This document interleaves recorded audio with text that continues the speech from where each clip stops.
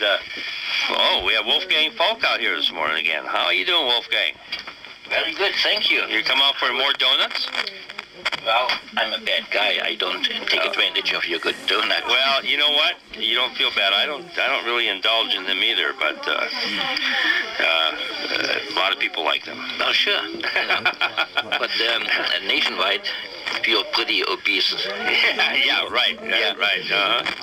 Okay, what's on your agenda this morning, Wolfgang? Well, you know, you are running for both, Borough Assembly in the city, yeah, C, and the city seat C. Okay, you're running for both of them. For both of them. What if you win both of them? What are you going to do?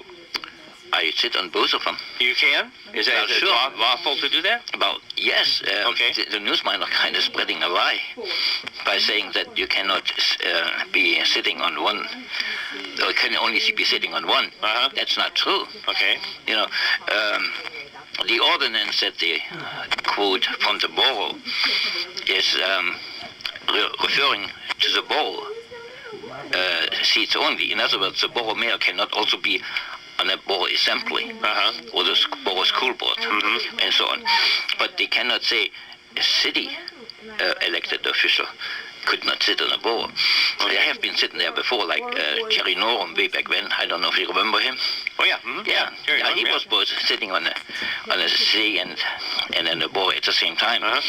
Now the borough came up with that kind of provision in 2004, but that wouldn't hold any water because they have to comply with the state statutes and the Constitution, of course. The Constitution has no limitation whatsoever. And the state statutes say a resident of the city can qualifies as a assemblyman in the city as a councilman, and a resident of the borough, assemblyman.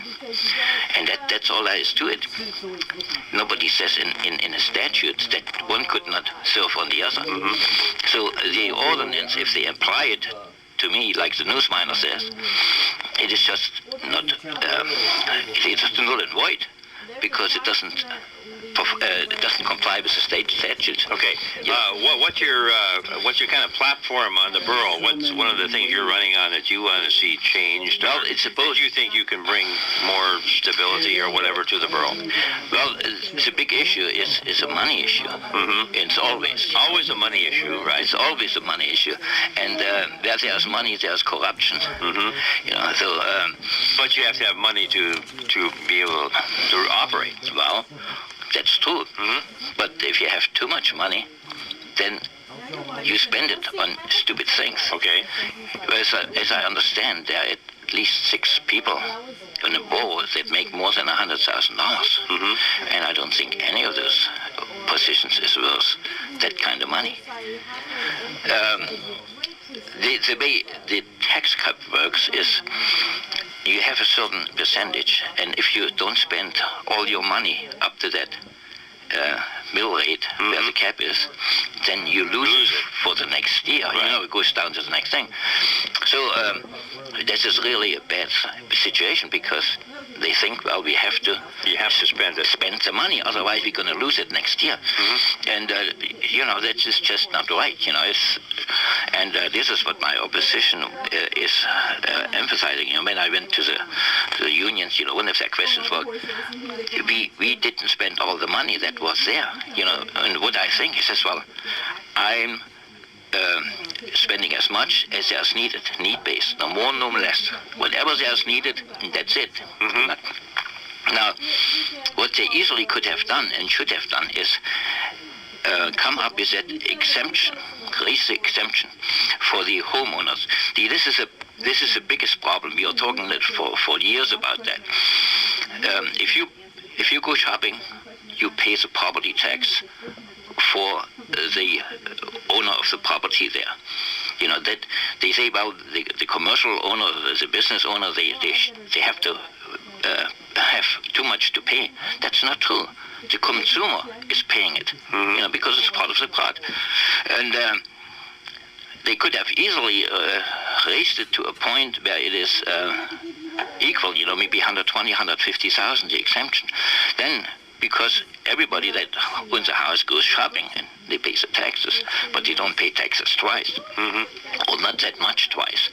And then they say, well, the renters don't pay any property tax. That's another lie. You know, it's a deception, because the renter pays the property tax when he pays his rent. You know, if property taxes goes up, Your rent goes the up. rent goes up. It's just so simple, you know. Yeah. But So they keep on saying this, and it's just a big deception. So if I'm in there, I'm gonna just say, well, let's be just, righteous. You know, this is what it is. Because right now these guys that have lots of land, like the vacant lots, they are against it, and it's just against that exemption, you know. And the problem is that the legislature says you cannot exempt more than $20,000. It's none of their business to tell the local government how much or whatever they do, because the Constitution says you have to provide for maximum local self-government. And they're not going to provide local self-government for the locality to decide what they want to exempt if they tell them, well, you cannot have more than 20,000. But who puts those guys down there? It's the money guys. You know, it's just a small group that is very powerful money-wise, and they put them down, and they put up the legislation. Who puts them in office? And the people don't put them in office only when they vote, you know. And then they keep on lying whatever there is, you know. So what is the answer right now? If I would go in the city council, that's why I have to actually be on both seats, both on the city and on the borough, because they both have the property taxes. I got to be on both of them. And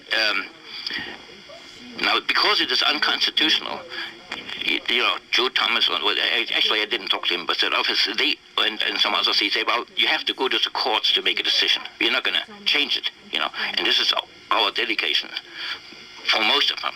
Not Kawasaki, but everybody else, I understand, is against raising it like my petition goes.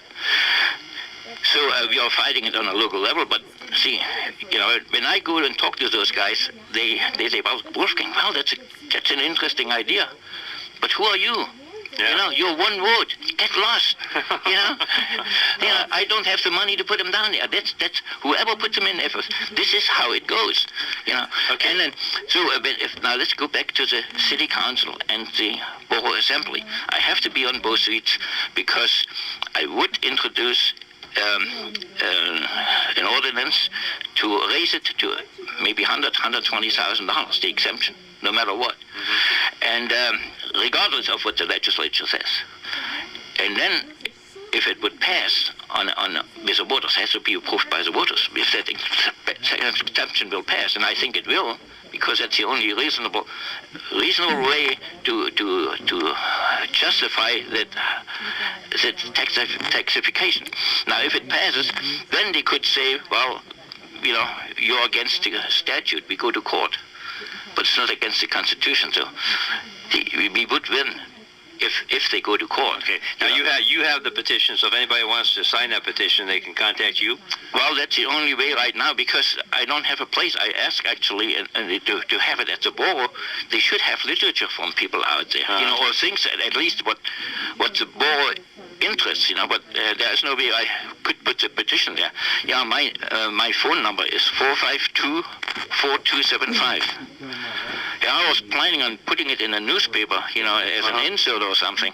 But my golly, that's a lot of money. I don't have it. Really. Yeah, right. Yeah, I know it is. Yeah, for the little guy, he has no chance. You know, the big guys, they have the money, and they're going to be elected too. Okay. Whoever puts the most money in an election gets his message out. I can't get it out, except, you know, for those little talk shows. Right.